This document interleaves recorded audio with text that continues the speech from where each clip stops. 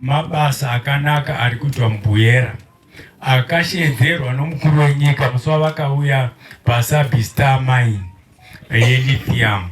Vakasiya vataura kuti mugwagwa wokubva Birchenough uchida kuMurambinda ndinoda ugadzirwe.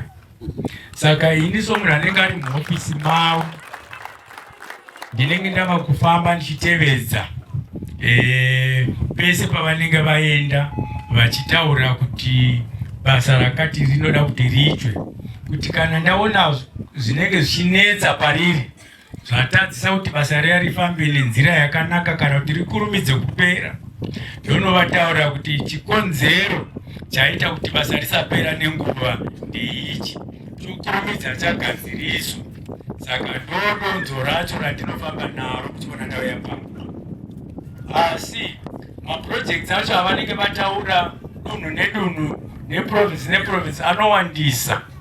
Saka ndingangoti list kana kuti atinawo iko zvino anosvika kuma192 ngotaura kuti mazana maviri atizokwanisi kumapedza ese. Saka kuno kumanikalendi ndakava ndikakwanisa kuwana ndikataura kuzoona paduri yomugwagwa. Zvandingangoda kukutaura ndezvekuti Mwari wenyu unenge akunzwai, nokuti patisina kuenda hatina kuenda. Pataenda panovambiwa ruremekedzo nomukuru wenyika nokuti unotaura takakumiriri naye tichinopfugama kuti nhamo yataona patafamba ndiiyi uye vanhu vanoda kubatsirwa neizvi. Nekuuya kwamaita kuno muri munhu anowandirwa ane basa guru raakapuwa nemukuru wenyika. Nyika ino kubva paSecond Republic yazara maproject nemaprograms ehurumende pese pese. Imi basa renyu nderekufamba muchiona kuti zviri kufamba zvakanaka here nekunzwa zvitemo nekugadzirisa. Zvino kuti muzokwanisa kuuya kuno kaakepiri makambouya munguva pfupi yakadai, kuti dakwa munoita dai ndawanawo mururu nemuridzo. Dai musingatini chokwadi maisarudza kumwe nekuti basa renyu rakakuwandirai. Nyaya yamafambira pano kuzoona yemugwagwa uyu mugwagwa une mbiri, wanga uine mbiri yekushata. Matika yese kuti ukaenda mulira mangwe wonzwire mugwagwa wokuBuhera wakashata. Zvino baba Mnangagwa vati aiwa nhasi zvapera, mugwagwa wakugadzirwa. Basa riri kubatwa kubva nekwaMurambinda kubva nekuno inonzi garira neko tisangane. Ngesokuona muchiona mugwagwa uyoyu wakadai uchachinja Buhera, zvichachisa nyika yese. Buhera yamunoona iyi ine zvinhu zvayo, kana dziri nyaya dzetourism mune anonzi maruins aya kudarika madistricts ese.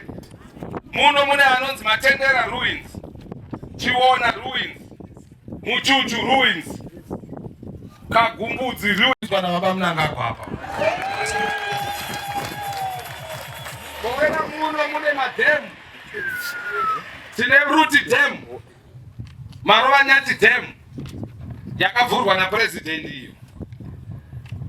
Urongwa huripo neministry sekuziya kwamunoita guest of honor ndewekuti zvive zvidobidobi zvega pamadhemu edu. Izvozvi tiri kutaura nyaya yekuti panofanira kuakwa mahoteri ane maloji padhemu rega rega. Ndizvo zviri kutaura baba Mnangagwa izvozvo. Marovanyati yakatozvimiririra nekuvakwa pakati pemakomo kwayakaita. Tiri kutonetswa nemainvestors varikuda kuuya ipapo kuti vaise maloji, zvikepe zvigopembera imomomo muchituhwina. root dam kuti usvikepo unoda road ino. Saka mukatozviona izvozvi pamwe hazvichamisi gesofana kuti muri kutonzwa nhasi kuti kune root dam. Inyaya yekuti hapasvikiki nekuti road yacho haina kidzi. Zvino zvakuzopera izvozvo. Pari kuzoiswa malodhi paroot dam ipapo. Pagoiswa mafisheries zvapa paMnangagwa chaizvo zvehove. Muno ndingotaura maruvanyati manzwa nyaya tiri kubriefing yataurwa yeirrigation. Vari mumashure pejana. Feasibility study yakatoitwa ye1250 hectares dzekuisa irrigation yemvura inobva pamaruvanyati. Nzvimbo iyoyo inotanga ichibva kumusoro uko. Inenge yakaita maportion ichidzika kusvika kuno kuBirchenough. Inotangira uko kumusoro kuna St. Alban uko. Zvichidzika zvichiuya kuno mvura inenge ichitoerera ichiwedzera simba kana kuti matero. Asi zvazvinoreva izvozvo sezvamakatiudza nezuro ndanga ndinavo gesokona kuRomsley. Mune hama dzakaenda kuRomsley kanguva yenyu takanosangana navo ikoko. Yes, kune zvidavado zviri kuitwa namababa Mnangagwa ikoko. 384 hectares dzane irrigation yemasenda pivot. Aya anorasa mvura akati tandande. Ndo zvatoda kuti zviitwe kuno apo pamaruvanyati irrigation. Takaudzwa ikoko kuti chinangwa chababa Mnangagwa chamunofana kuziva vazhinji ndechekuti kuite rural industrialization. Hakuchisina chinonzi ruzevha manje. Munenge muchishanda muirrigation menyu mobva inoshanda mufactory inogadzirisa kunonzi kubenefiteta kana kuedza value kune zvamunenge muchirima. Mapedza izvozvo munenge muine pekutengesera pati panenge pakugadzirwa towns. Asi pari zvino ndoda kuti muzive kuti Murambinda yakaideclare kuti yakuita inonzi smart town.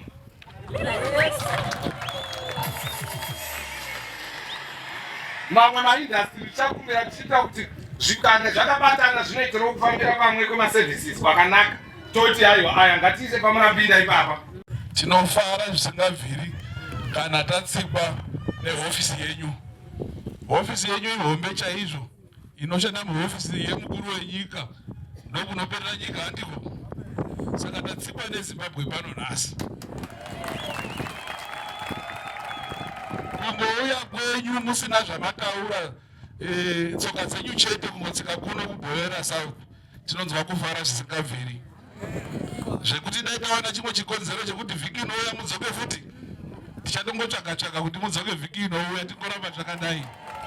Handizvo here? Tinotenda zvisingabviri nekutirangarira kwamuri kuita kunyanya kubva kuhofisi yemukuru wenyika. President inofunga Buhera munouya kakati wandei. Tiri kuziva futi kuti vhiki rinouya tiri kuvatarisa futi muno muBuhera. Tiri kuzviziva futi kuti independence yenyika yose yeZimbabwe yakaitirwa futi muno muBuhera. Tiri kuziva futi kuti pakauya mukuru wenyika havana kungofamba chete. Vakafamba vakauya vakabata takangoona migodhi yogadzirwa. Iyo road yekushanda zvisingabviri yakazombobatwa ikata seiri nani. Zvese zvitingorambaririrwa neSecond Republic. Shefu muno makaita nzara isingabviri. Nzara inochemedza. Zvekuti ndakatombofunga kuti asi ndaita MP nguva isiriyo.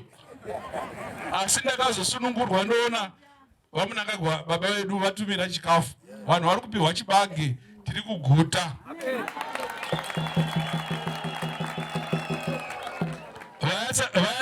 Vapiwa isikwenda sekuti zvinovhinza vaya.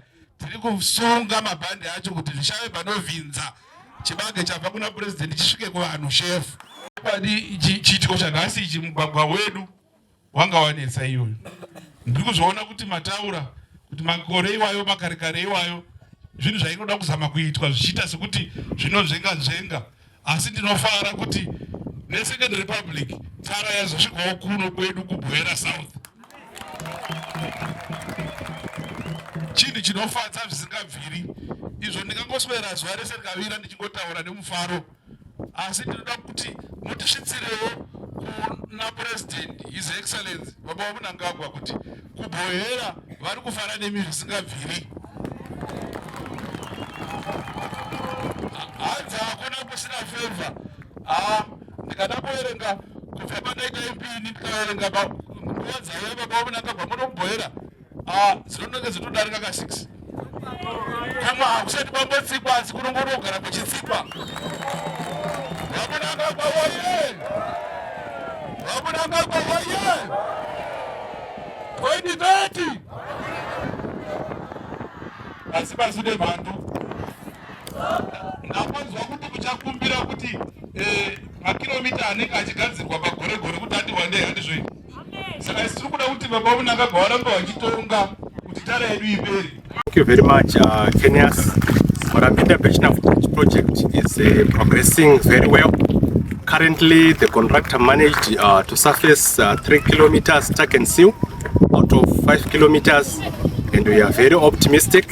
According to his program of works, we are going to finish up surfacing the road by mid-October. On another note, we also have 5 kilometers construction from Murambinda side, and as we speak, evaluation is taking place. In Manicaland province, we also have surfacing of Mnangagwa, 5 kilometers surfacing. It's also 3 kilometers surfacing. Evacuation was complete. Waiting approval. Senior management plus the contractor was going to upgrade 10 kilometers gravel road to surface. Sechirongwa chakapromiswa napresident vachiuya pamacampaigns vakatiudza kuti tichakugadzira rodhi yeyi kusvika pa2013 inenge yapera. Saka tineona kuti pane pamashure apa rodhi yedu yanga yakaipa zvikuru asi tatoona yatogadzirwa. Saka tine mufaro mukuru chakanaka na 2013.